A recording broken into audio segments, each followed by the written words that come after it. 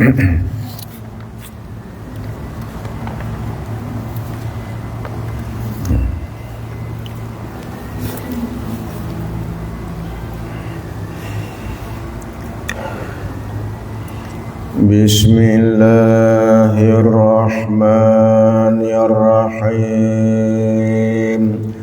Alhamdulillahi rabbil alamin. Wassalatu wassalamu ala ashrafil anbiya'i wal mursalin wa ala alihi wa sahbihi ajma'in. Qala rabbi shrah lana sadrana wa yassir lana umurana wahlul 'uqdatam min lisanina yafqahu qawlana. Nawaitu ta'lam wa ta'lim wa tadhakkur wa tadhkir wa naf'a wal intifa' wal ifada wal istifada wal hatha ala tamassuki bi kitabillah wa sunnati rasulillahi sallallahu alaihi wasallam wa du'a ilal huda wa dalalata alal khair ibtigha wajhilah wa qurbih wa thawabih subhanahu wa ta'ala. Subhanallah walhamdulillah wa la ilaha illallah wallahu akbar wa la hawla wa la quwwata illa billahil aliyyil azim. Qala musannifu rahimahullahu ta'ala wa nafa'ana bi'ulumihi fid daraini amin. Kata dia, kelima daripada rukun iman. Kelima daripada rukun iman, iaitu rukun iman yang kelima, beriman dengan hari kiamat. Baik, hari kiamat ni, cuba tengok angka 1 di luar kandang tu. Angka 1 di luar daripada kandang tu. Dua daripada garisan 4 segi tu, ada kata hari kiamat bersalahan ulama pada permulaan kiamat. Jadi kiamat tu bila? Jadi bila kiamat tu? Kiamat tu benda yang pasti berlaku. Iaitu kiamat tu ialah hari di mana dunia ini dimusnahkan. Baik. Tapi bilakah mulanya kiamat tu? Yang tu bersalah-salahan pandangan ulama. Ada khilaf lah. Ulama kata ada beberapa pendapat berkenaan dengan permulaan kiamat. Mana dia? Kata setengah ulama, permulaannya daripada tiup sangkakala yang kedua. Yang ni bila tu? Bila manusia nak dihimpunkan, bangun daripada kubur, lepas tu berjalan pergi ke padang mahsyar. Tu setengah ulama kata di situlah bermulanya kiamat. Tiupan sangkakala yang kedua, hidup balik manusia. Hidup balik. Hidup tu pergi berhimpun di padang mahsyar. Yang ni ketika mana manusia bangkit daripada kubur masing-masing tu, Apa tu berjalan. Tu mula kiamat. Kata setengah ulama. Kata setengah ulama pula dia kata permulaan kiamat tu daripada dihimpunkan sekalian manusia di padang mahsyar. Kata setengah pula di padang mahsyar, bila semua manusia sudah berhimpun di padang mahsyar tu, maka itulah dikatakan permulaan kiamat. Itu pandangan yang kedua. Ada pandangan yang ketiga. Ni pandangan yang masyhur. Kerana disebut dalam hadis. Ada sebut dalam hadis Rasulullah sallallahu alaihi wasallam. Kata setengah ulama pula, kiamat tu bermula, permulaannya daripada mati seseorang. Tapi setengah ulama kata yang nombor 3 ni dinamakan kiamat kecil. Kiamat kecil. Tapi ini masyhur lah, sebab ada dalam hadis, tersebut di dalam hadis Rasulullah sallallahu alaihi wasallam yang berbunyi man mata, barang siapa yang mati, sesiapa yang telah mati ia sesiapa tu, qad qamat qiyamatu, maka sesungguhnya telah berdirilah padanya kiamat. Mana bila orang tu mati maka di situlah permulaan kiamat bagi setengah orang yang meninggal dunia tu. Yang hidup belum lagi lah. Sebab itulah ini pandangan yang masyhur. Maknanya bila kiamat tu bermulaannya ialah apabila mati seseorang, masuk ke alam barzakh, pindah ke alam barzakh, maka itu dinamakan kiamat. Ini setengah orang kata itu kiamat kecil. Itu kiamat kecil. Tapi kata setengah ulama pula, dia kata itu kiamat lah tu. Kiamat bagi setengah-setengah orang. Baik. Jadi itu pandangan yang masyhur, pandangan yang sudah terkenal. Okey, ada pun yang di atas tu, itu ada khilaf lagi tu. Sebenarnya ulama berpandangan bila kiamat tu ada bermacam-macam. Ada setengah kata selepas dihukum. Selepas dihukum, maksudnya selepas manusia tu dihukum, ada yang masuk syurga, ada yang masuk neraka, maka di situlah yang dikatakan kiamat. Okey. Tapi yang pastinya kiamat tetap akan berlaku. Okey. Baik. Jadi wajib kita beriman akan berlakunya hari kiamat. Okey. Beriman dengan hari kiamat ni ada dua cara. Ini mesti kena yakin, kena percaya. Jadi beriman dengan hari kiamat ni ada dua kaifiat, ada dua cara. Mana dia? Pertama, beriman dengan secara ijmali atau secara ijmal. Jadi beriman kedua-dua cara ni wajib. Beriman dengan kedua-dua cara ni wajib. Yang ni mesti kena i'tiqad, mesti kena duk dalam hati. Dua-dua cara ni. Mana yang secara ijmal tu? Iaitu kata dia wajib kita percaya. Sebelum percaya tu kena tahu dulu, kena mengetahui dulu, baru kita boleh yakin, boleh percaya, boleh i'tiqad. Kalau kita tak tahu, macam mana kita nak percaya? Macam mana kita nak i'tiqad kalau kita tak tahu? Sebab itulah kena tahu dulu. Tahu tu kebanyakan kita pada hari ni dengan belajar lah, dengan belajar, dengan jumpa ulama, jumpa tok guru, jumpa ustaz, ngaji kitab, baca kitab itu, jumpa i'tiqad. Okey, macam mana? Tanya bahawasanya segala barang.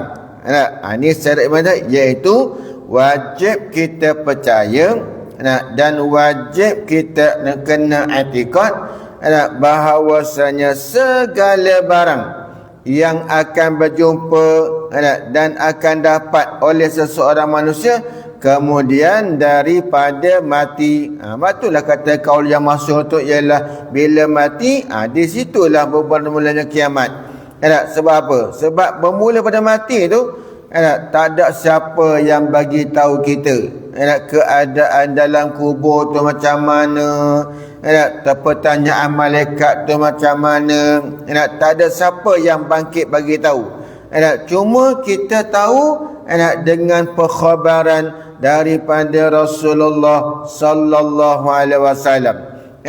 Lagi pula dibagi tahu sambung daripada lidah ke lidah, mulut ke mulut.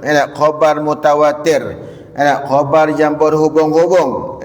Jadi kita pun wajib kena percaya dalam kubur tu ada apa, dalam kubur tu apa yang berlaku. Walaupun tak ada siapa yang orang mati bangun bagi tahu kita sekalipun, wajib kita kena percaya. Kenapa?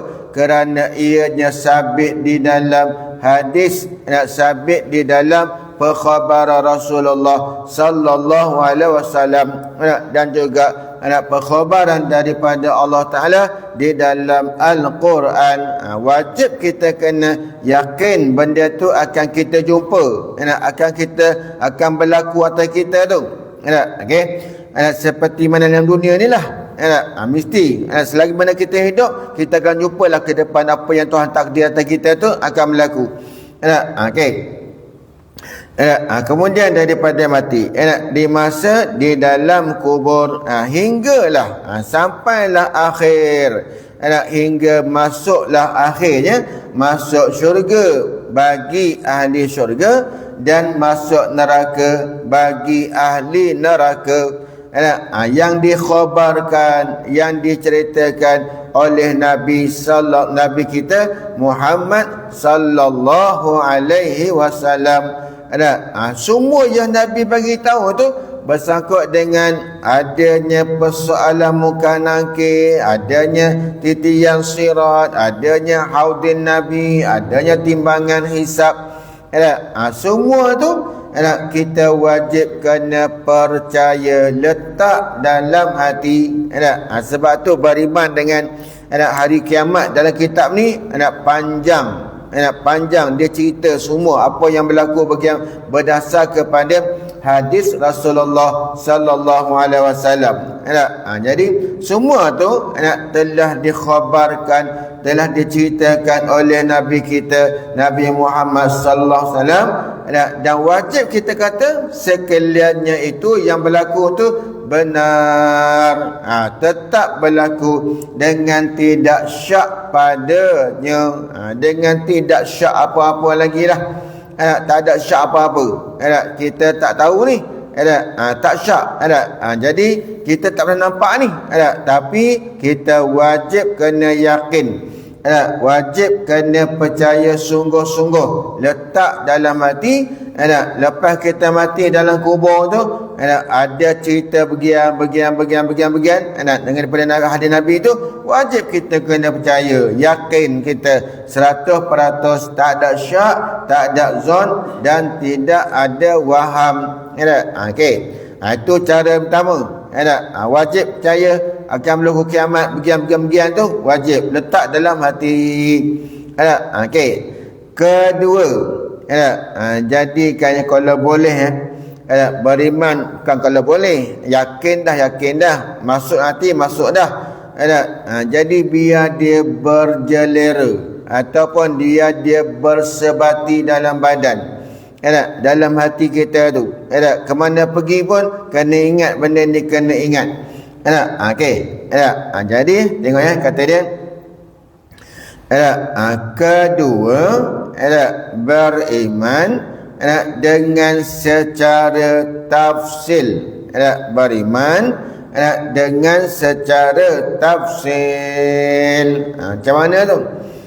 secara tafsir tu secara menyeluruh, satu persatu cerita-cerita yang sabit dalam hadis daripada dalam kubur sampailah ke syurga, ke neraka. Na'udzubillah lah ke neraka tu. Tapi ialah ketentuan Allah, ahli syurga dah ada dah dalam iradat dia. Ketentuan Allah, ahli neraka dah ada dah di dalam iradat dia tu.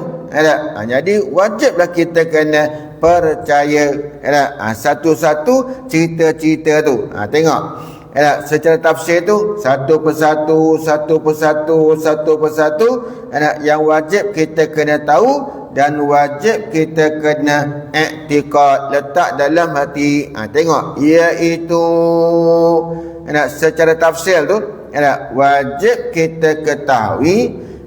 Tadi tak ada ketahui, yang ni ketahui pula ni. Itu menunjukkan tahu tu penting. Sebab nak datangkan percaya, nak datangkan i'tiqad tu mesti dimulakan dengan ada pengetahuan. Baru boleh datang ada kepercayaan dan ada i'tiqad. Okey. Baik, tahu, ketahui itu dengan cara tidak ditentukan oleh syarak. Sama ada nak belajar, nak berkitab, jumpa ulama, ataupun kita bertawajuh ataupun ataupun kita berkeseorangan tu. Kita berfikir, tafakkar tu, kita fikir tu. Okey, boleh. Tapi ghalib zaman kita ni, kalau bertafakur tu rasanya payah juga tu. Sebab kaedah tu kita tak ada. Jadi kita buat macam mana?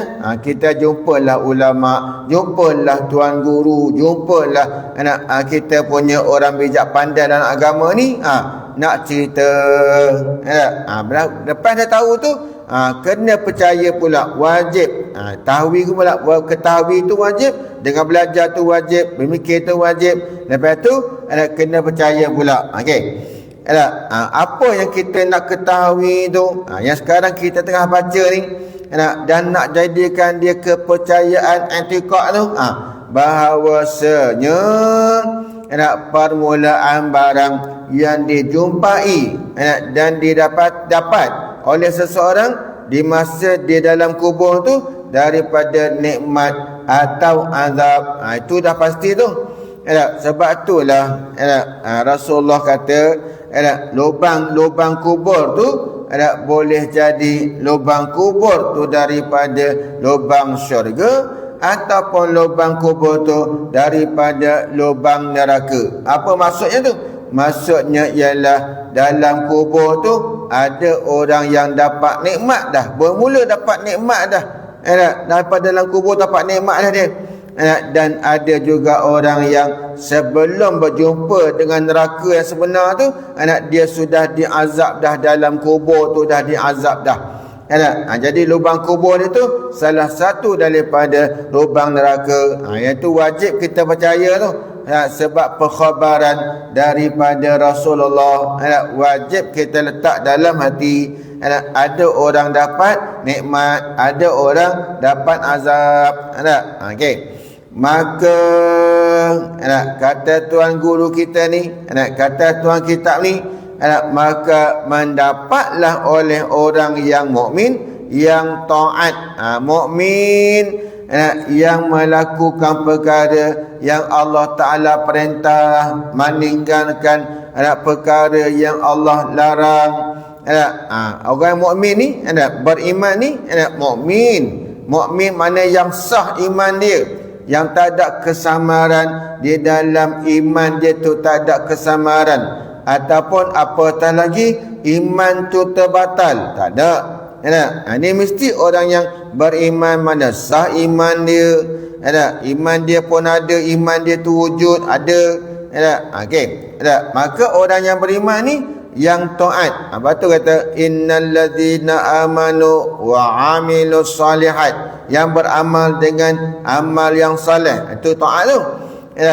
Itu kita wajib kita percaya orang yang beriman tu akan kesenangan, yakni dapat oleh orang beriman tu akan kesenangan, nikmatlah, nikmat, dapat makanan, dapat pakaian, dapat kehidupan yang luas di dalam alam barzakh tu, dan diluaskan dan diterangkan kuburnya dengan nur daripada Allah Subhanahu wa taala. Diterangkan. Bahkan ada setengah orang pula yang kafir atau mukmin yang derhaka tu disempitkan kuburnya dan diazab dengan berbagai-bagai azab. Diterangkan kuburnya dan itu wajib tu. Itu permulaan. Masuk dalam kubur tu, maka kalau orang yang beriman tu dia dapat jawab soal mungkar nakir tu, maka diperluaskan kubur dia, diberikan dia rezeki dalam pada kubur tu, dibagi dia makanan, rezeki pakaian dan sebagainya. Itu wajib kena percaya, wajib ni yakin, dan wajib kita kena i'tiqad juga dan mendapatlah oleh orang kafir.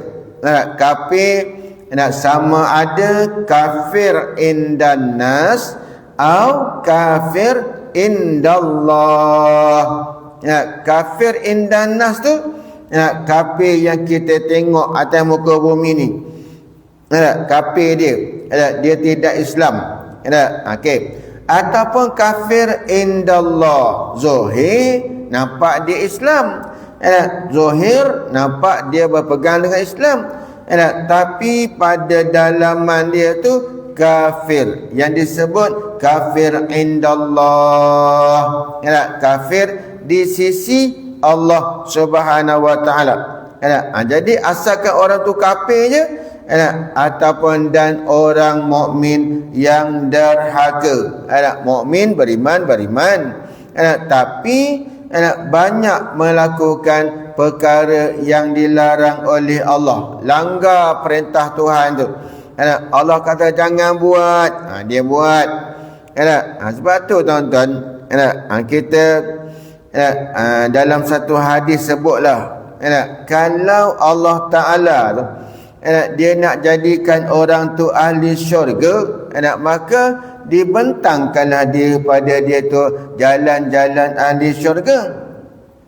Dan ada pun orang yang Allah nak jadikan dia ahli neraka, sejak daripada azali, maka dijadikan dia tu, dibentangkan pada dia tu jalan dia ke neraka. Mana dia buat, itu yang sabit dalam hadis tu, sabit dalam hadis. Jadi sebab itulah bila kita kata ada orang yang dapat ditentukan dia jadi ahli syurga sejak azali, dan ada orang yang ditentukan oleh Allah ahli neraka sejak daripada azali.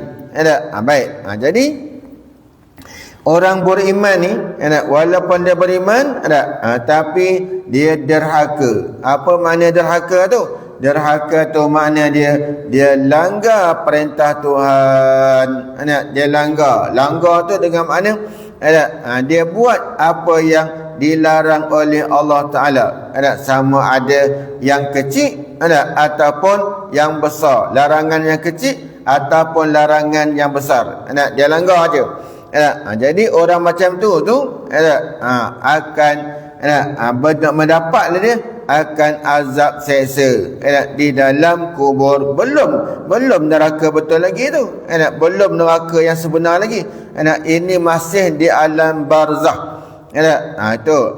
Jadi diazab dengan dia. Sebahagian daripada azab tu seperti letakkan dia binatang-binatang yang gigit dia lah. Di antaranya seperti ular, yang dinamakan Suja'ul Aqra. Itu nama ular yang ditentukan oleh Allah, disediakan oleh Allah mengazab orang yang meninggalkan solat. Ular letak dalam tu. Nama ular tu Suja'ul Aqra. Itu nama ular tu.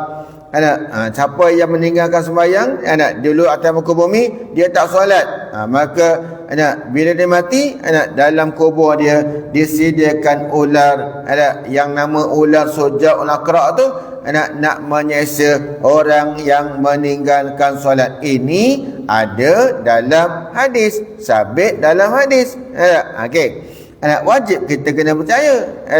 Gelap kubur, kuburnya gelap, tak ada cahaya langsung, dan disempitkan kuburnya, dihimpit kubur tu, dua lambung kubur tu, kiri dan kanan tu menghimpit dia, sehingga berselisih tulang rusuknya, berselisih macam tu, tulang rusuk dia berselisih macam tu, himpit kubur tu, dan kata setengah ulama, tuan-tuan, himpitan kubur ni semua orang kena, semua kena, kecuali orang yang melazimi membaca surah Tabarakalladzi biyadihil mulku wa huwa ala kulli syai'in qadir, surah Al-Muluk tu, sebelum daripada tidur.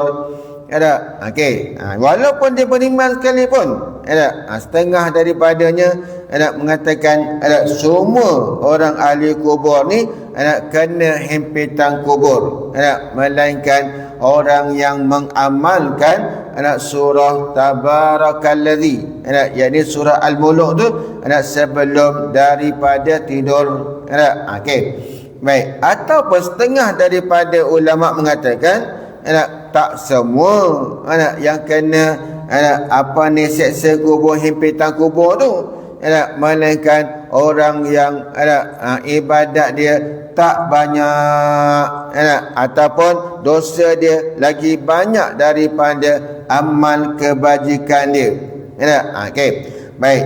Di antaranya di antaranya apa yang tak kena tu, yang tak kena himpitan kubur tu, dah tentulah para rasul, para anbiya, para syuhada, para salihin, tu tak kenalah. Orang mati syahid, orang yang soleh-soleh dalam dunia tu, dia tak kenalah. Dia tak kena himpitan kubur. Ataupun orang yang sempat bertaubat sebelum daripada dia meninggal dunia, walaupun dalam dunia dulu dosa banyak, tapi sebelum dia mati direzekikan oleh Allah Ta'ala taubat, dia taubat daripada segala dosanya, dia menyesal sungguh daripada melakukan kejahatan tu, dia menyesal sungguh.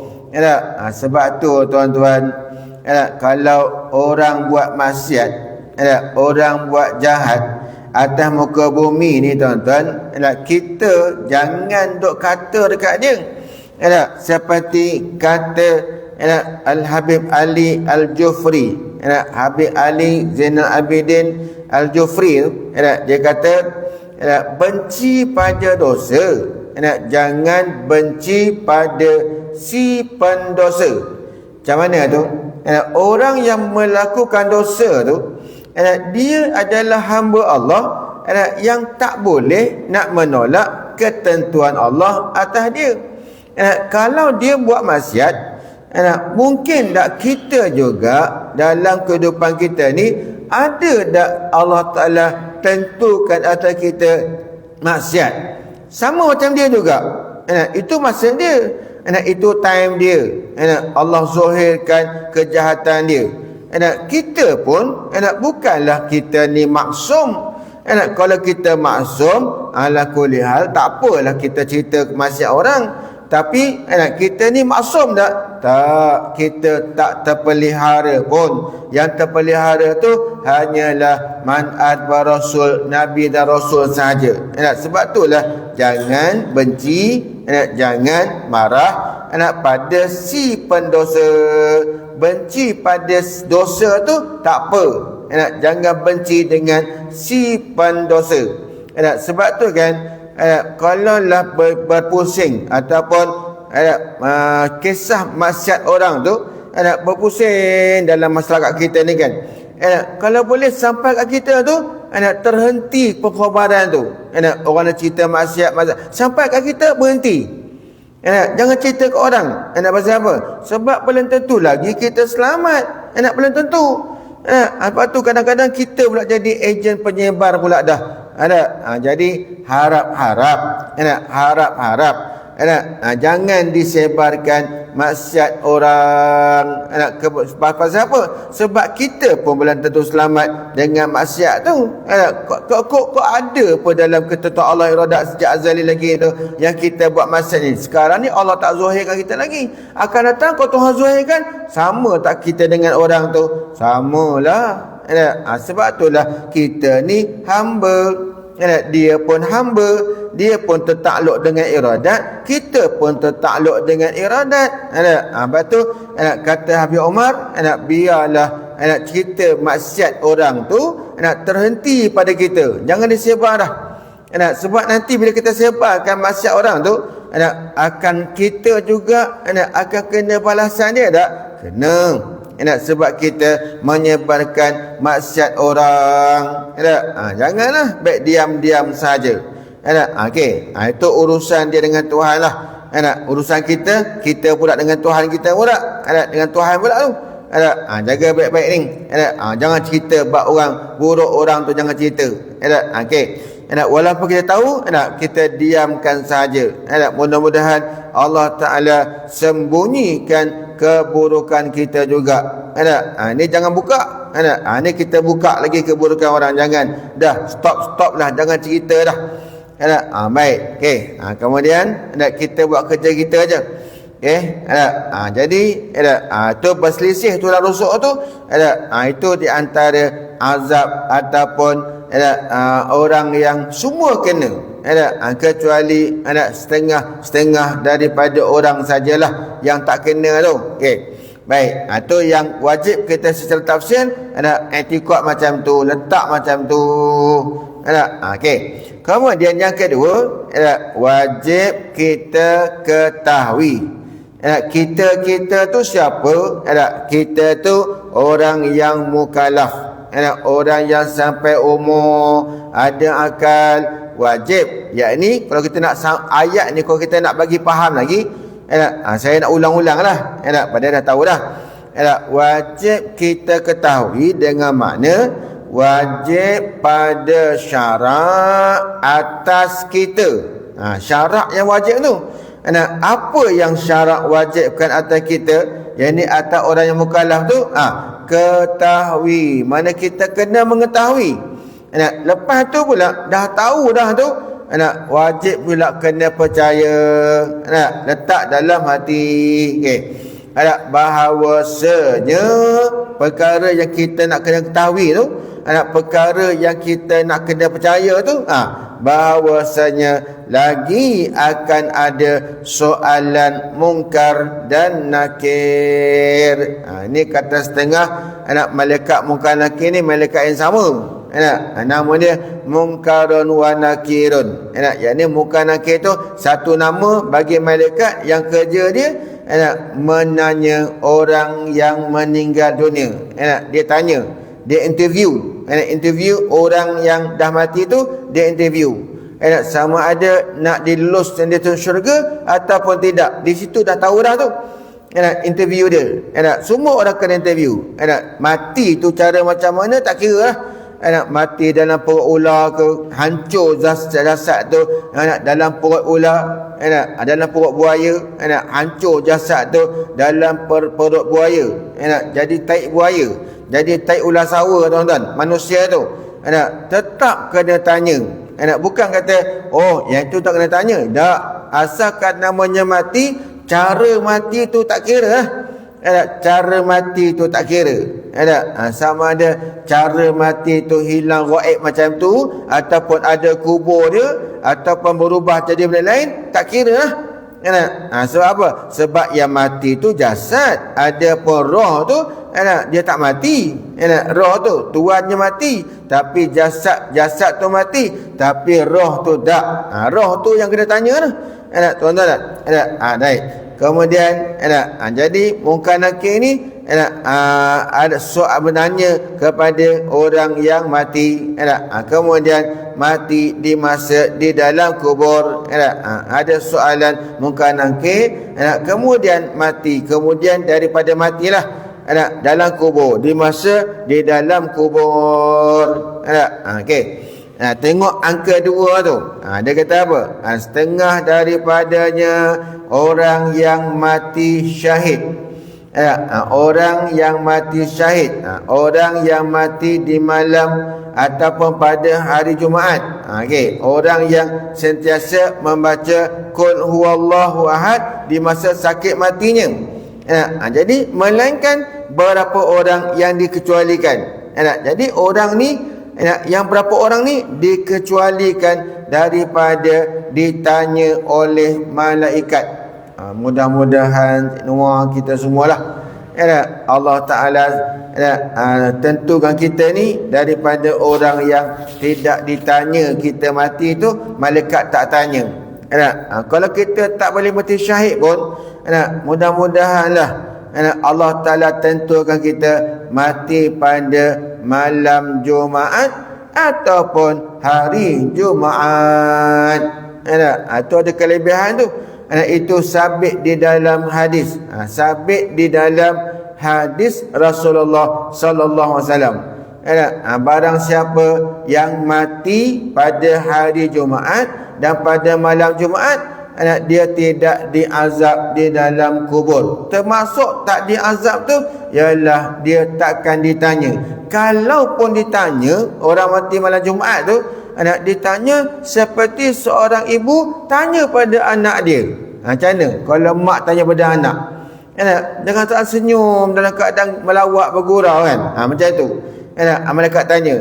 Bukan tanya macam anak tanya orang kafir tu, dengan mata keluar api, dengan mulut suara keluar macam guruh di langit. Macam tu. Jadi melainkan beberapa orang ni, dalam ni sebut berapa orang saja.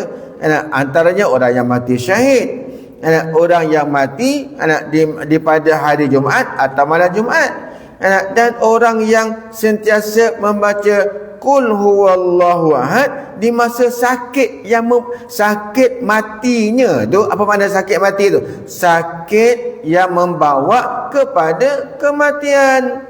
Sebab tu kalau kita sakit, kita sakit jangan kita contoh kita sakit kan. Kita dah ada sakit dah ni.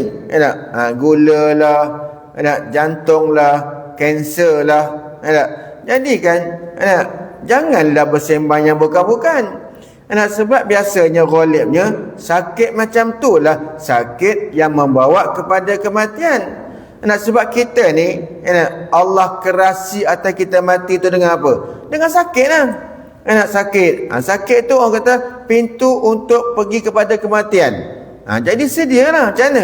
Peganglah tasbih tu. Janganlah rasa keluh kesah.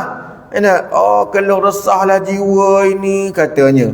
Sakit ni, keluh kesah. Jangan. Pegang tasbih tu, baca Qul huwallahu ahad. Ataupun kita ni, Cik Rahman, kita ni Cik Zamri, kita ni sihat segar bugar ni. Boleh ke hulu ke hilir dengan X70 kita tu. Contohlah kan. Boleh ke hulu ke hilir kan. Pegang tasbih tu, sedia untuk kita mati tuan-tuan, dengan baca Qul huwallahu ahad tu sebanyak 70,000. Sedia sekarang. Sedia. Bukan susah kat sini tak. Sambil-sambil nak ambil pegang cucu tu, tasbih tak payah pegang tasbih yang bulat-bulat panjang tu, tak apa dah. Yang tasbih digital tu, yang harga berapa ringgit sangat tu. Tekan Qul huwallahu ahad Allahu samad lam yalid wa lam yulad wa lam yakul lahu kufuwan ahad. Bismillahirrahmanirrahim. Qul huwallahu ahad Allahu samad lam yalid wa lam yulad wa lam yakul lahu kufuwan ahad. Bukan semestinya dalam sakit tu, segar bugar macam tu kita boleh baca tuan-tuan sekalian. Walaupun kadang-kadang hati kita lalai, mulut kita baca, tak apa. Tak apa. Mulut kita baca, hati kita lalai, tak apa. Apa ni, Cik Jo, tak apa. Baca je. Pasal apa? Orang nanti, kalau kita mati nanti, kalau kita dalam kubur nanti, orang yang hidup belum tentu ingat kita, walaupun anak. Walaupun anak kita ada, belum tentu ingat kita lagi, belum tentu. Jadi kita buat persediaan. Apatah lagi lah Cik Jo, kalau anak kita tu kerja besar, sudahlah. Kalau anak kita kerja besar, bila mana dia nak baca kulhu untuk kita? Setahun sekali pun tak susah. Bila nak sedekah bacaan kepada kita? Bila dia nak mensedekahkan amalan tu pada kita bila? Sedangkan dia pun sibuk, dia pun amalan dia pun tak tahu macam mana, dia pun sibuk. Anak kita belum tentu lagi. Anak kita. Jadi nak tolong siapa nak tolong kita nanti ni? Diri kita lah. Sebelum kita mati ni, sedialah dengan Qul huwallahu ahad ataupun la ilaha illallah tu 70,000 kali. Sedialah mulai sekarang. Sebab itulah bila kita dah masuk umur warga emah ni, saya punya birthday bulan Islam kemarin birthday bulan Islam. Bukan nak cerita birthday tu nak kena ambil kek ke? Ini sebab birthday hantar kek kat saya. Kita lah kerja manis, hantar kek lagi. Allah, tak payah. Saya tak minta semua tu, tak minta ada kek, tak payah.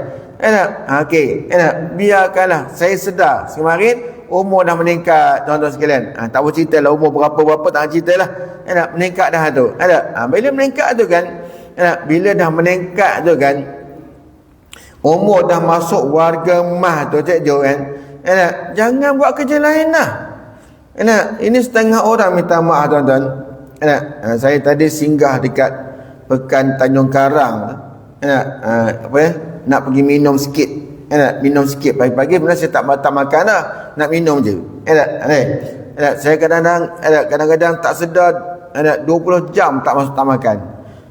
Macam semalam 2 hari lepas, bukan semalam 2 hari lepas, last makan pukul 5 petang. Sampai pukul 2 besok tu baru makan. Saya lah. Sampai pukul 2 besok baru makan. Hampir bukan hampir lah, 20 jam lebih. Baik. Kita sibuk dengan hal macam ni, kita sibuk dengan baca kitab ni kan. Tapi kan kita ni, maknanya tadi singgah kat situ tu, tuan-tuan, tengok memang dah tua dah orang tu. Tapi tuan-tuan, duk kedai mamak, minum teh tarik 1 gelas. Depan tu ada surat khabar, ada Metro, ada Berita Harian, satu ke satu dipegang baca, khusyuk dan tawaduk baca surat khabar. Padahal ada faedah tak? Kalau kita fikir lah, tak ada faedah. Baiklah pegang tasbih tu. Itu bagi orang kampung duduk kat kedai mamak, baca surat khabar satu-satu, minum teh tarik je. Okay. Ada setengah orang pula, kalau orang yang ada pangkat sikit tu, ada orang pangkat umur dah pencen dah, 70 dah umur dia, tapi golf boleh tinggal tak? Marah orang pakai jelutong tu kata macam ni.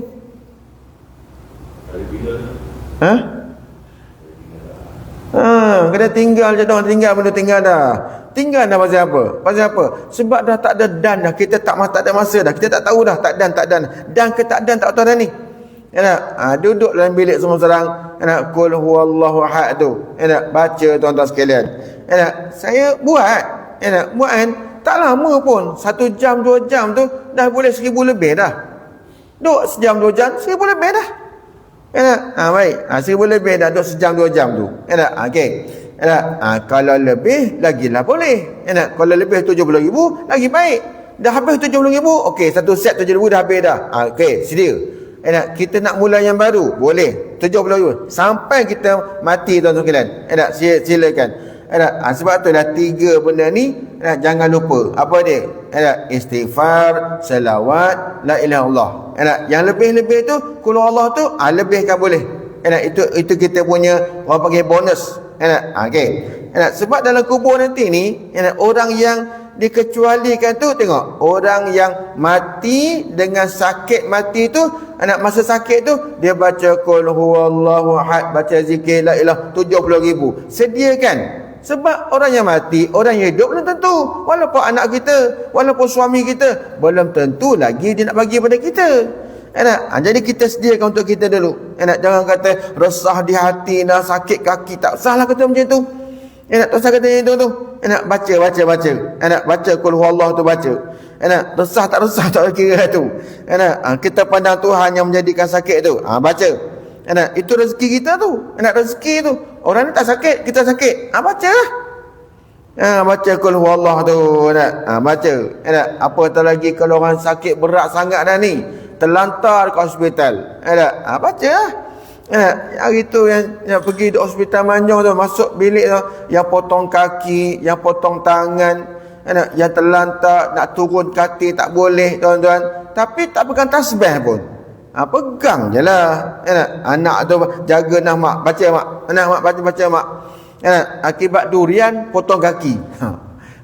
Akibat makan durian potong kaki. Doktor kata, ini durian nak ni, pakai durian ni, musim-musim durian ni. Anak senyum aja. Mak kata, ya makan durian. Macam mana? Duduk Kedah tu. Kena potong kaki kat hospital Manjung. Duduk Kedah tu. Pergi rumah anak ni, pergi rumah anak ni, sampai anak yang kerja Navy dekat Manjung tu, Navy, anak tu bagi mak makan durian. Potong kaki. Tuan-tuan sekalian, macam itu. Rezeki lah tu, rezeki. Rezeki kena potong kaki, tapi mulut boleh kata lagi, mata boleh tengok lagi, telinga boleh dengar lagi, kaki Tuhan ambil dah. Itu tanda tu. Tanda macam tu. Peganglah tasbih. Pegang saja. Bacalah qul huwallah, bacalah la ilaha illallah, bacalah istighfar. Sebab itu kalau kita buat, maka tuan-tuan sekalian, kita termasuk di dalam orang yang dikecualikan daripada soalan mungkar nakir. Tak kena tanya lah kita. Tu. Tapi kat sini dia tak sebut lagi tak? Orang alim, orang yang ada ilmu juga. Sebahagian daripada orang yang ada ilmu tu juga tak kena tanya. Ada riwayat kata si bawah. Si bawah ni kan, orang yang alim nahu. Nahu tu mana? Orang yang alim dalam ulama yang alim dalam grammar Arab. Ini tak tahulah kau ada orang lain, wallahu alam, tapi cerita si bawah ni masya-Allah. Cik Noh, dia kan, bila malaikat tanya dia, marabbuka, siapa Tuhan kamu? Dia tanya malaikat balik, man tadi ni man istifham ke man syartiyah?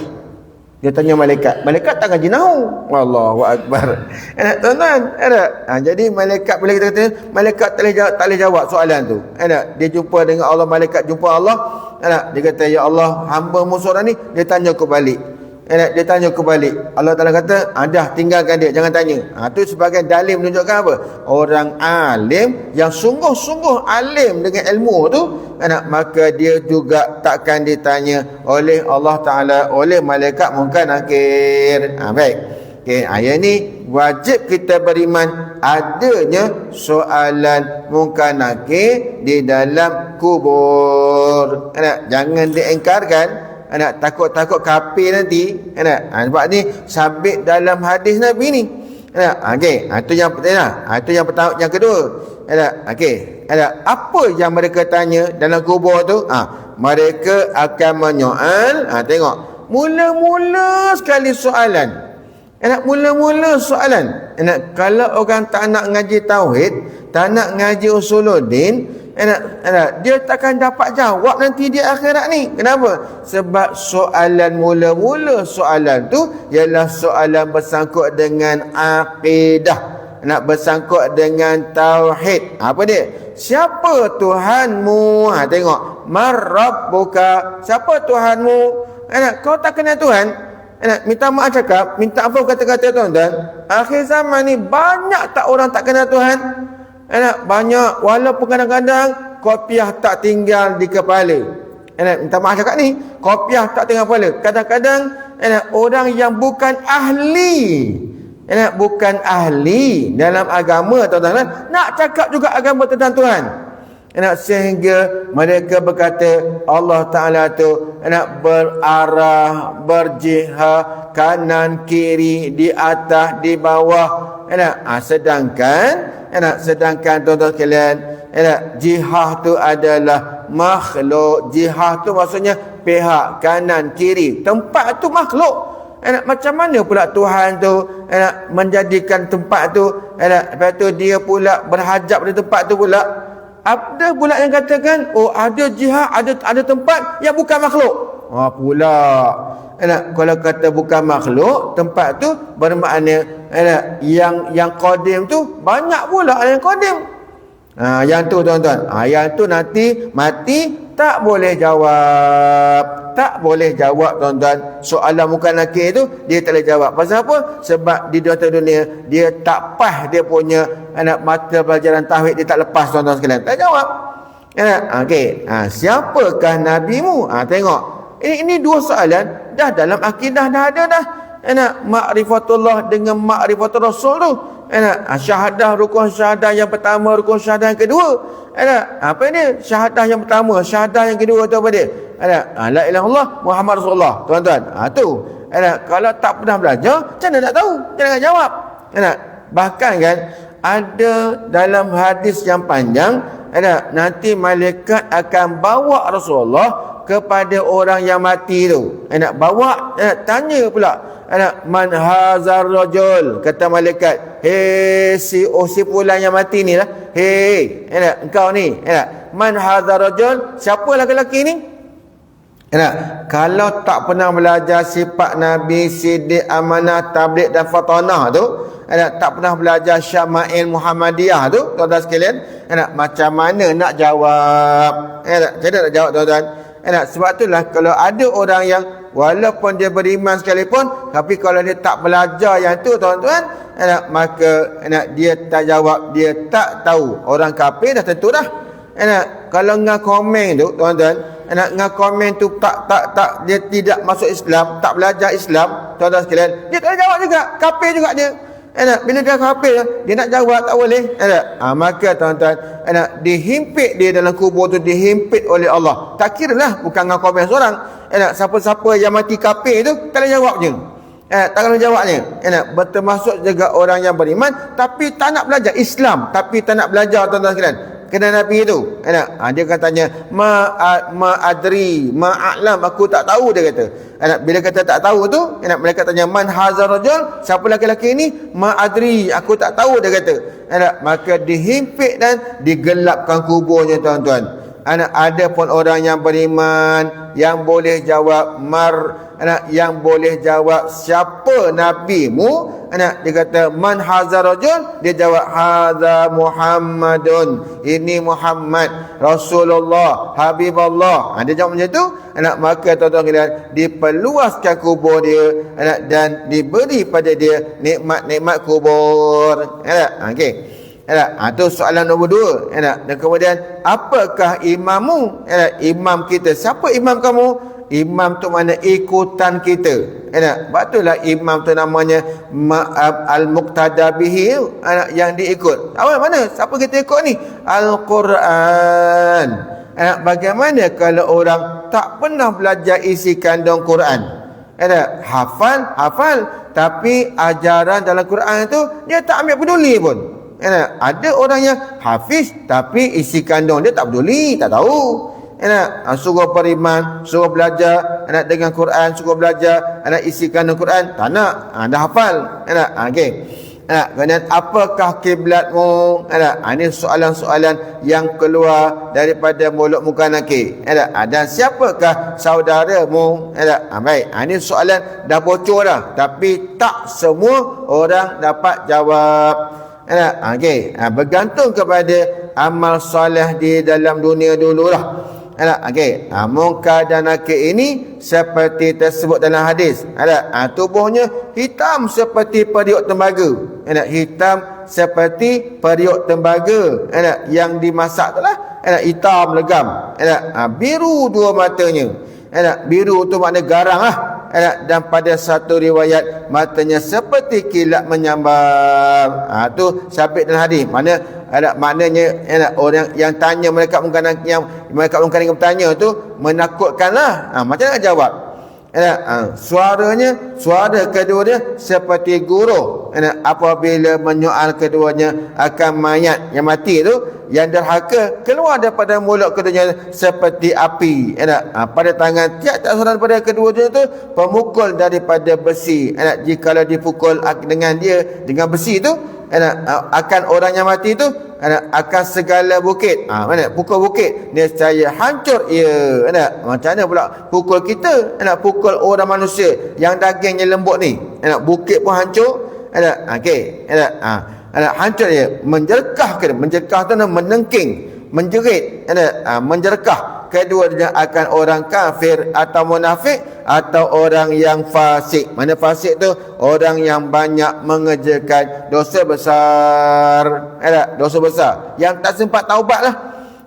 Na'udzubillah, yang tak sempat taubat. Jika tidak kuasa menjawab pertanyaan kedua-duanya, tak boleh jawab, maka memukul kedua-duanya dengan pemukul daripada besi itu, dan disempitkan kuburnya. Ini ada dalam riwayat kata bila dia pukul tu, terbenam orang kena pukul tu 70 hasta masuk ke dalam, congkel lagi pula oleh malaikat dengan kuku dia. Tanya lagi, tak boleh jawab, pukul lagi. Begitulah seterusnya sampai hari kiamat. Na'udzubillah, mudah-mudahan kita semua terselamat daripada soal munkar nakir. Kalau ditanya pun kita boleh jawab. Jangan sampai kita ni tak boleh jawab, nanti dipukul malaikat sampai tenggelam pada tanah tu, 70 hasta ke dalam, congkel lagi pula, tanya lagi. Mudah-mudahan kita selamat daripada semua benda tu. Semua perkara tu kita selamat. Dan disempitkan kuburnya. Mudah-mudahan Allah Ta'ala peluaskan kubur kita.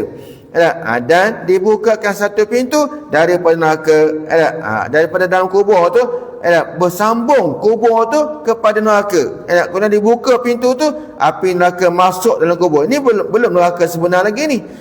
Api tu masuk dalam kubur tu. Dia buka satu pintu. Dari dalam kubur tu bersambung ke neraka.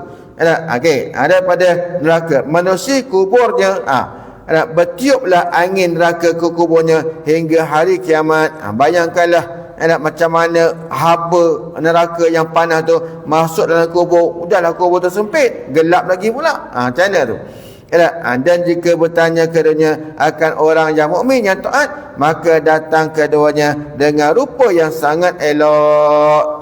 Kalau orang kafir, orang munafik, orang fasik, yang kita takut ni, kalau kafir, na'udzubillah, kita insya-Allah kita tak kafir, kita Islam.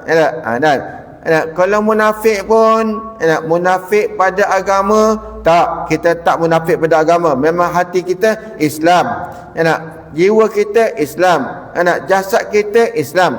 Yang kita bimbangnya ialah fasik. Mana fasik tu? Ialah orang yang banyak mengerjakan dosa-dosa besar. Jadi takut ni. Patutlah kita dah yang warga emas ni, kita kena elakkan daripada orang fasik. Jangan buat kerja sia-sia lah. Macam tu. Baik. Kemudian jadi orang yang fasik, orang yang kafir, munafik ni ditanya dalam keadaan malaikat tu mukanya kadang dia tu jadi garang, ganas. Tapi bila tanya orang yang beriman, yang taat, yang bukan fasik, yang banyak ibadat, maka datang keduanya dengan rupa yang sangat elok. Setengah kata seperti rupa ibu bapa kita dulu. Yang sangat elok. Dan pakaian yang sangat baik, dengan suara yang lemah lembut.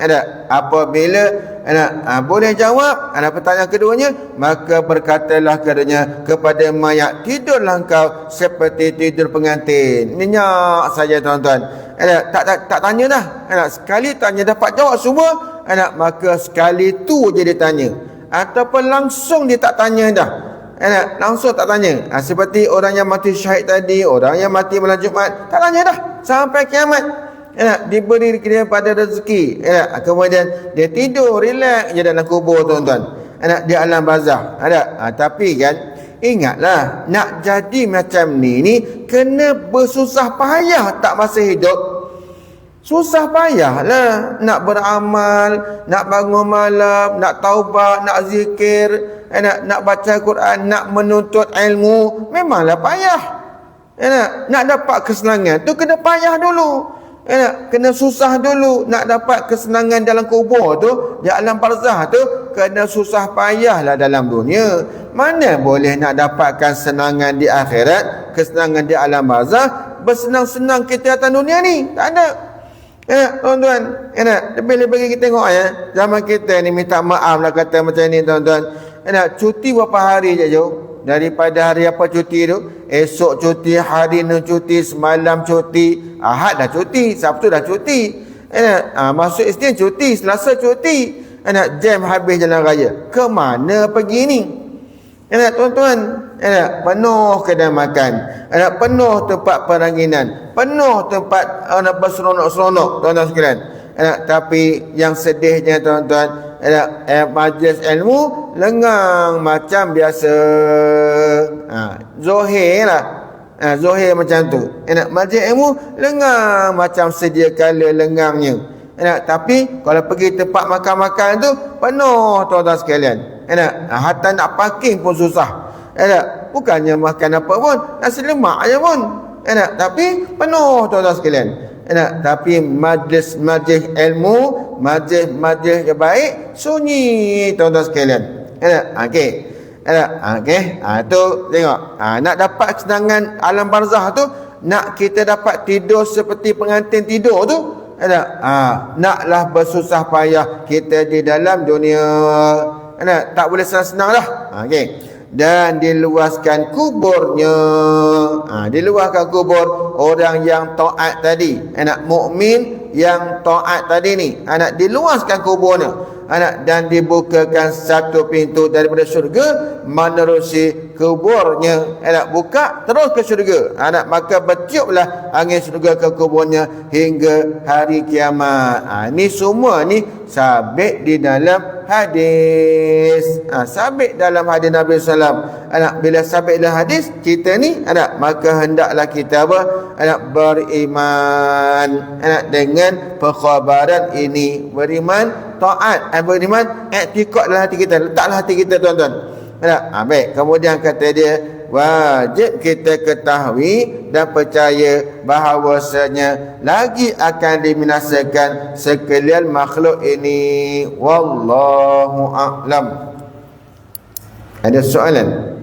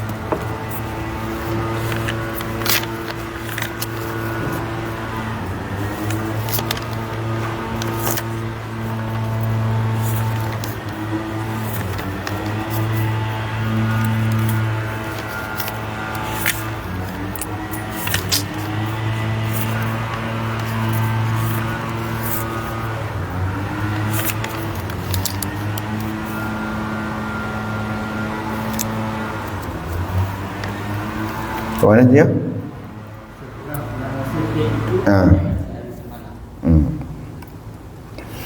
Bismillahirrahmanirrahim. Qala musannifu rahimahullah ta'ala wa nafa'ana bi'ulumihi fid daraini amin. Kata dia, sekurang-kurang masa haid. Dulu kita dah sebut dah, apa definisi haid. Definisi haid tu ialah darah yang keluar melalui faraj perempuan yang berumur lebih kurang 9 tahun. Itu definisi darah haid. Baik, darah haid ni baik, dia ada masa-masanya. Okey, kata dia dalam kitab ni sekurang-kurang haid itu ialah sehari semalam, yakni 24 jam. 24 jam. Itu sehari semalam. 24 jam. Sebab tu kalau pun keluarnya 7 hari ke 6 hari ke, maka sekurang-kurangnya masa dia keluar tu, kalau kita kira masa dia tu mesti 24 jam. Katalah ada orang perempuan kan, dia keluar darah, dia tu keluar darah, masa dia mengalir keluar tu kira berapa minit, berapa saat, berapa jam.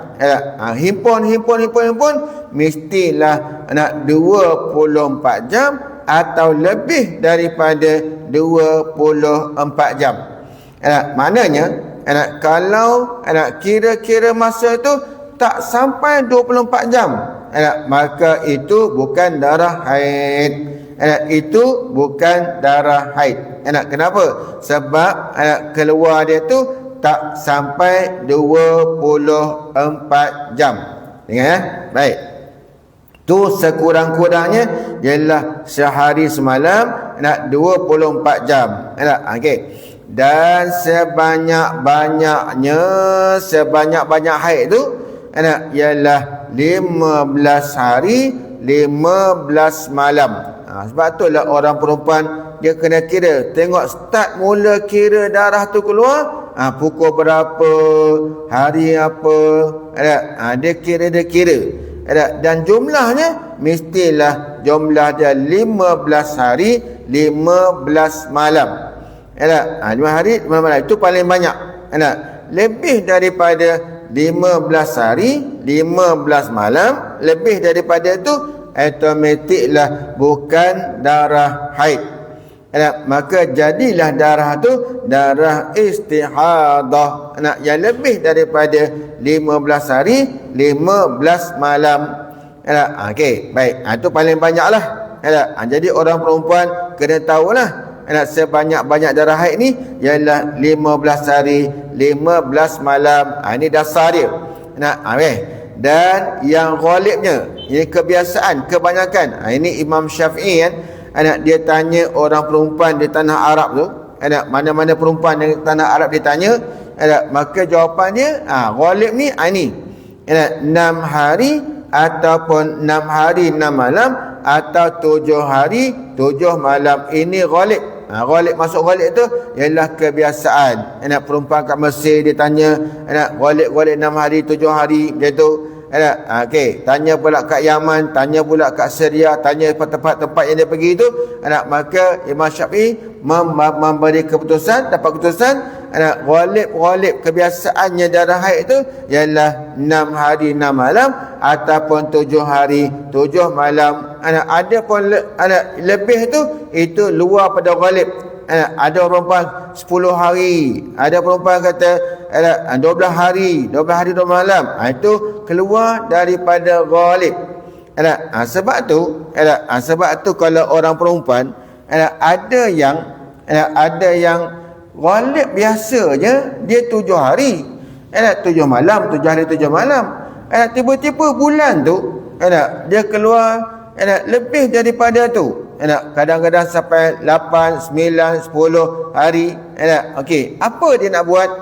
Sebab ghalibnya dia tu kebiasaannya ialah 7 hari 7 malam. Ataupun 6 hari 6 malam. Tiba-tiba bulan tu bulan berikutnya sampai keluar sampai 12 hari 13 hari. Apa nak buat? Masa-masa tu hendaklah dia bersedia. Macam mana? Tengok, kalau darah tu berterusan sampai lebih daripada 15 hari, sampai masuk hari ke-16 keluar lagi, maka ternyatalah yang luar daripada kebiasaan tu bukan darah haid. Macam mana? Contoh macam mana? Katalah si A ni dia biasa keluar darah dia 6 hari 6 malam atau 7 hari 7 malam. Baik. Tiba bulan berikutnya tak stop, dia tak berhenti. 7 hari tu dia tak berhenti. Masuk hari ke-8 keluar lagi, masuk hari ke-9 keluar lagi. Maka dia kena tunggulah. Tunggu, katalah hari yang ke-10 berhenti, darah tu berhenti, tak keluar dah. Maka kesemua tu sampai hari 10 tu itu adalah haid. Itu adalah haid. Pasal apa? Sebab dia keluar tak lebih daripada sebanyak-banyak haid. Sebanyak-banyak itu ialah 15 hari 15 malam kan. Tapi yang ni keluar berhenti sekat 10 hari. 10 hari 10 malam dia berhenti. Jadi keluar daripada ghalib dia. Jadi yang 3 hari lebih itu, hari yang ke-8, hari ke-9, hari ke-10, haid juga ada? Ya, haid juga. Sebab dia masih lagi dalam lingkungan darah haid sebanyak-banyak haid tu. Masih lagi dalam tu. Maka sampai 10 tu semua tu adalah haid. Daripada pertama sampai ke 10 haid. Tapi kalau orang perempuan tu biasanya 7 hari 7 malam. Tapi bulan berikutnya hari ke-8 keluar, hari ke-9 keluar, hari ke-10 keluar, sampai hari ke-16, hari ke-17 keluar lagi. Maka pastilah darah yang keluar daripada kebiasaan dia, biasa 7 hari 7 malam, maknanya hari yang ke-8, hari ke-9, hari 10 tu sampai hari ke-16 tu ternyatalah itu bukan adalah darah haid.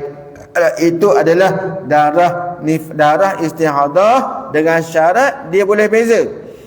Darah hitam dengan merah tu boleh beza. Maka berapa hari darah hitam, maka itu adalah haid. Yang lebih itu bukan.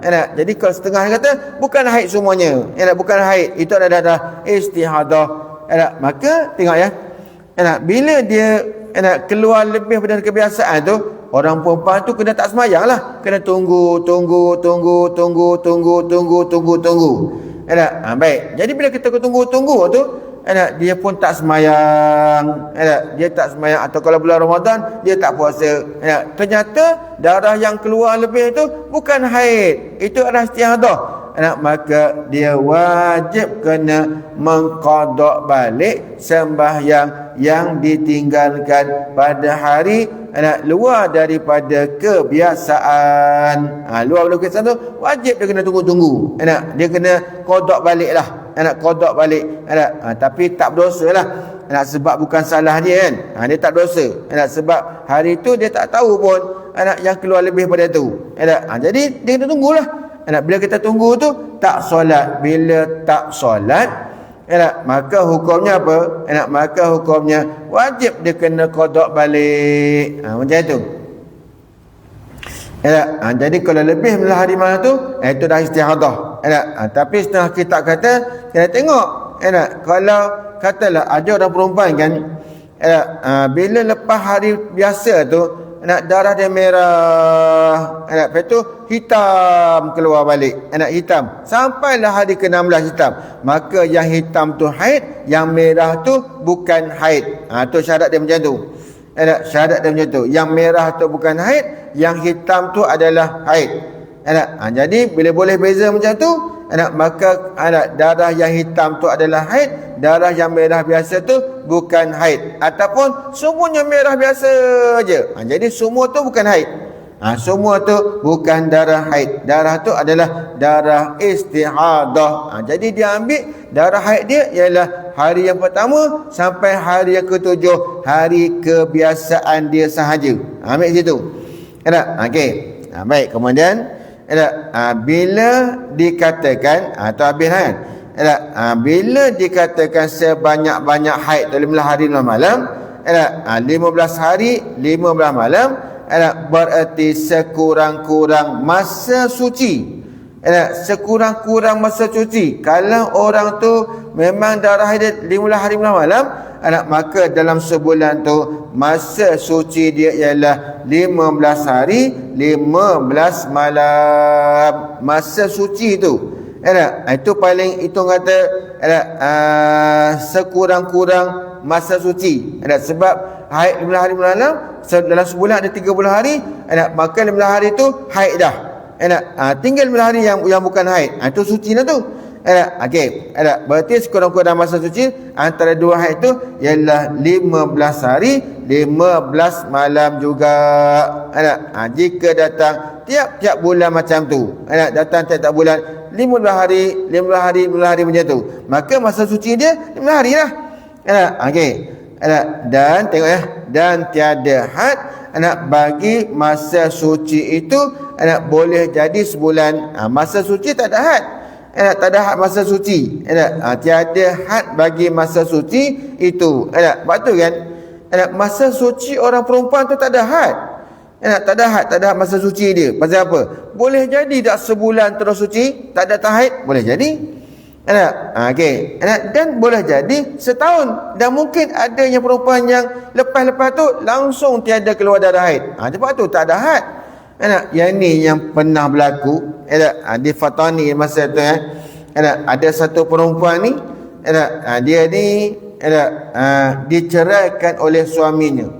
Bila diceraikan suami dia, edah cerai hidup ni ialah salah satu kuruk. Salah satu kuruk tu ialah 3 kali suci. Salah satu kuruin 3 kali suci. Okey. Lepas tu kan, lepas dah kena cerai tu, dia buat kerja sendiri lah. Dia pergi berniaga kat kedai, dia hantar barang dan sebagainya. Naik motor perempuan ni. Tiba-tiba kan hari tu, tak macam mana takdir ketentuan Allahnya, dia jatuh daripada motor. Jatuh motor dia tu, jatuh tu, terus lepas tu tak datang haid dah. Tak datang haid dah. Bertahun-tahun tak datang haid dah. Baru datang sekali je haid. Mana sekali haid, sekalilah suci. Lepas tu suci terus tak datang haid dah. Bermakna edah penceraian dia tak selesai. Sebab di sisi mazhab Syafi'i edah bagi cerai hidup tu ialah 3 kali suci. Padahal dia baru sekali suci. Belum lagi datang haid kedua, ketiga belum lagi. Lepas tu terus tak ada haid. Okey. Jadi kan orang perempuan tu suci dah bertahun-tahun dah suci. Dia masih muda lagi. Bukannya umur dia dah masuk hari 60 tahun, hari yang kebanyakan orang perempuan yang putus darah haid tu. Tak. Masih muda, masih nanti 30-an umur. Jadi kan ada satu laki-laki ni dia berminat untuk kahwin dengan perempuan tu. Dia pinang, dia buat tu kahwin. Okey. Tapi sebabkan perempuan tu tak tahu hukum agama masa tu, dia tak bercakap lah. Dia tak tahu yang edah dia tak habis lagi, dia tak cakap. Semua surat cerai ada, cerai tu dah tarikh pun dah ada, bertahun-tahun dah cerainya. Tapi keadaan dia putus darah haid tu dia tak cerita. Betul kan? Nasib baik lah ni, ketentuan Allah tu, kata Allah buat tu semua baik belaka tu. Betul kan? Betul kan dia ni tuan-tuan, si Pulan ni, si Pulan laki-laki ni, tengok isteri dia tak pernah berhenti pada semayang. Masuk semayang je. Dia pun tanya balik, mu ni tak pernah datang haid ya? Tak datang bulan, datang darah bulan ke? Dia kata pun hamba ni lepas kena cerai dengan tok laki hamba dulu, dia kata hamba tak datang haid dah. Dia sekali je haid. Dia kata datang dia sekali je dia tu. Terkejutlah lelaki. Tapi lelaki ni orang mengaji, orang tahu, edahmu tak habis lagi ni. Aku kahwin dengan bini orang ni. Kata macam tu. Lepas tu dibawakan ke ni ke Jamiah Ulama Fatani. Dibawa ke tengah. Maka hukumnya pada ketika tu pernikahan tu dirongkaikan. Fasah lah. Tapi kalau nak kahwin pula boleh dengan mengikut apa? Mazhab Hanafi. Ikut mazhab Hanafi. Jadi yang nak cerita ni apa? Nak cerita ni ialah tiada had bagi masa suci bagi orang perempuan, tak ada had. boleh jadi sebulan. Pasal apa? Sebab ada orang perempuan datang haid, lepas tu datang suci, lepas tu terus tak tahan haid dah sampai sebulan. 2 bulan lagi boleh tahan haid. Ada perempuan yang macam tu.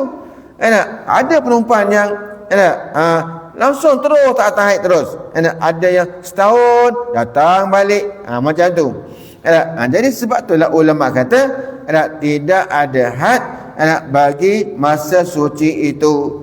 Boleh jadi sebulan, boleh jadi setahun, dan mungkin ada perempuan yang langsung tak pernah datang haid lepas-lepas tu. Tak ada had. Baik. Jadi ni nak cerita kalau tak ada had tu, dalam faedah ni kena kira lah. Kena berkira. Kena berkira dalam masalah tu. Sebab apa? Sebab dalam mazhab Syafi'i habis edah tu dengan 3 kali suci. Okey. Wallahu alam. Kita berhenti setakat tu dulu. InsyaAllah kita sambung nanti masalah haid, masalah nifas. Nanti saya akan bacakan beberapa masalah yang bersangkut dengan istihadah. InsyaAllah lepas ni kita masuk dalam nifas, dan insyaAllah kita akan masuk nanti bicara tentang persoalan berkenaan dengan istihadah. Wallahu a'lam bissawab. Ada soalan?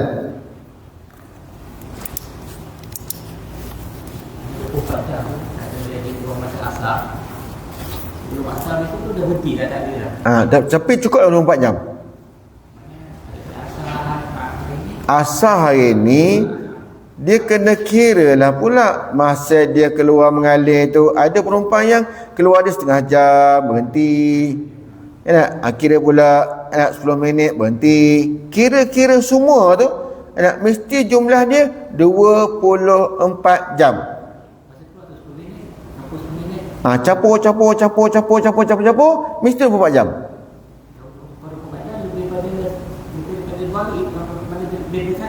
Lebih sehari lah. Baru namanya haid. Kalau tak cukup 24 jam, tapi ialah bagi setengah perempuan tu, dia keluar darah tu, walaupun hari tu tak sampai 24 jam, tapi besok keluar lagi. Kira semua sekali 24 jam. Tak, tu ada kaul. Ada satu kaul yang kalau berhenti, walaupun masa dia haid, tapi dia berhenti, mesti 24 jam. Itu ada satu kaul. Ada kaul. Nanti tengok dalam tu.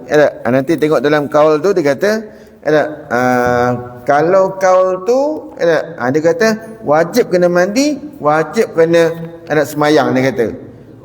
Yang berhenti tu. Sebab ada perempuan yang keluar darah lepas tu berhenti, sambung dia hari ketiga keempat sambung balik. Yang berhenti tu satu kawan kata wajib kena sembahyang, tapi sekarang tak wajib. Yang utama tak wajib. Pasal apa? Sebab dia masih lagi dalam masa haid, walaupun tak keluar sekalipun. Ada 2 kaul. Nanti tengok dalam ada 2 kaul tu, kita tengok.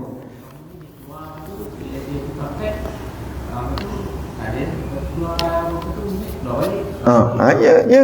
Sebab itu kena ikutkan yang tu. Itu yang mutamat. Itu yang mutamat. Nanti tengok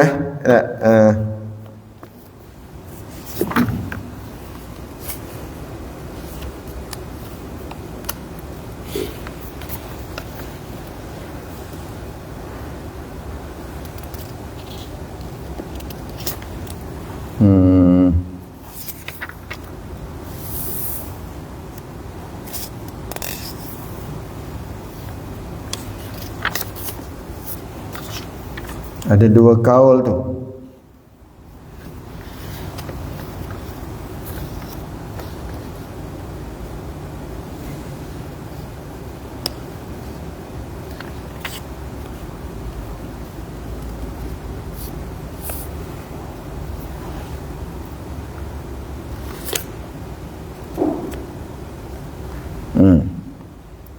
Satu nama kaul dia as-suhbi.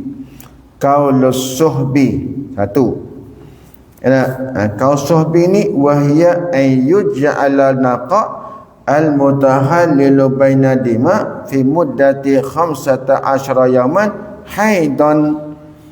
Kaum sahabi ni kalau ada suci di antara haid tu ada suci, maka dihukumkan haid. Dihukumkan haid. Tak boleh sembahyang. Tapi kaul laqti yahya antul qatu awqat dima wa takuna haidan. Dia kata wa takuna awqatinaka tuhran. Jadi masa berhenti itu suci. Maka masa suci itu wajib dia kena mandi, wajib kena sembahyang. Datang haid balik, sambung balik haid dia. Ada dua kaul. Tapi di antara dua kaul tu yang muktamadnya ialah kaul as-suhbi itu. Kata je ni ada orang perempuan kan, zaman kita ni pelik-pelik tu. Tak tahulah pasal apa kat sini, mungkin sebabkan stres ke apa ke. Perempuan tu mungkin kerja berat ke, dah jadi menteri ni kan. Menteri pendidikan pula, jangan kacau sekolah kami, jangan. Stres dia. Orang kacau sekolah dia, orang kacau cikgu-cikgu dia kan. Kena pula murid-murid zaman ni bully tak bully semua, menteri pendidikan semua kena tanggung macam tu. Okey kan. Stres dia. Contoh kan. Okey. Katalah perempuan tu kan, dia keluar hari pertama keluar, hari kedua berhenti. Ketiga berhenti. Hari keempat datang haid balik. Datang darah balik. Kelima datang darah balik. Yang kedua, yang ketiga tadi, yang berhenti tadi tu, kalau kaul sahbi ni, dia boleh sembahyang tak? Tak boleh. 2 hari tu tak boleh sembahyang. Masih lagi dalam hukumnya haid. Sebab apa? Sebab masih lagi dalam masa 15 hari. Okey.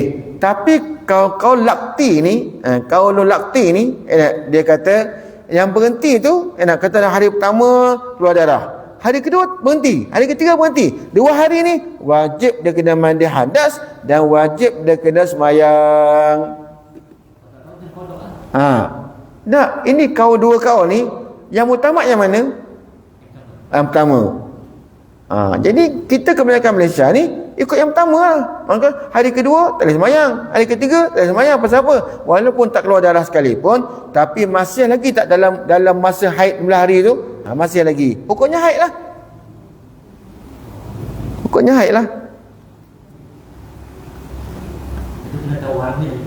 Tahu pergerakan warna yang merah, hitam, merah itu ada masalah. Nanti kita masalah istiadah. Dia kata ada 7 rupa, ada 7 masalah, ada 7 rupa. 7 dia kata ada 7 keadaan mustahadah tu. Ada 7. Wallahu a'lam. Dia tahu itu tak dia duduk rumah. Banyak ke? Juga tak tahu dia tahu. Tapi kat Malaysia ni rasanya banyak kita pakai kaus sahbi tu. Kaus sahbi tu. Sahbi yang mana yang bila berhenti itu hukumnya haid. Wallahu a'lam. Bismillahirrahmanirrahim. Alhamdulillahirabbil alamin wassalatu wassalamu ala asyrafil anbiya'i wa mursalin wa ala alihi washabbihi ajmain. Allahumma ya azima sultan, ya qadima ihsan, ya da'iman ni'am, ya katsira jud, ya wasi'al ata, ya khafiyya lutuf, ya jami' sana, ya haliman la ya'jal. Salli rabbi ala sayyidina Muhammad wa alihi wasallam warda sahabati ajmain. Allahumma lakal hamdu syukra wa lakal man fadla wa anta rabbuna haqqan wa nahnu عبيدك رقا وأنت لم تزل كأهلا يا ميسر كل عسير ويا جابر كل كسير ويا صاحب كل فريد ويا مغني كل فقير ويا مقوي كل ضعيف ويا مأمن كل يسر علينا كل عسير وتيسر عليك يسير. اللهم يا من لا يحتاج إلى البيان والتفسير حاجاتنا كثير وأنت عالم بها وخبير. اللهم إني أخاف منك وأخاف من يخاف منك وأخاف مما لا يخاف منك. الله بحق ما يخاف منك نجنا ما لا يخاف منك. الله بحق سيدنا محمد أحرسنا بعينك تلتنا وكنفنا بكنفك الذي لا يرب وارحمنا بقدرتك علينا ولا دنك تسقطنا ورجاؤنا. وصلى الله على سيدنا محمد وعلى آله وصحبه وسلم والحمد لله رب العالمين.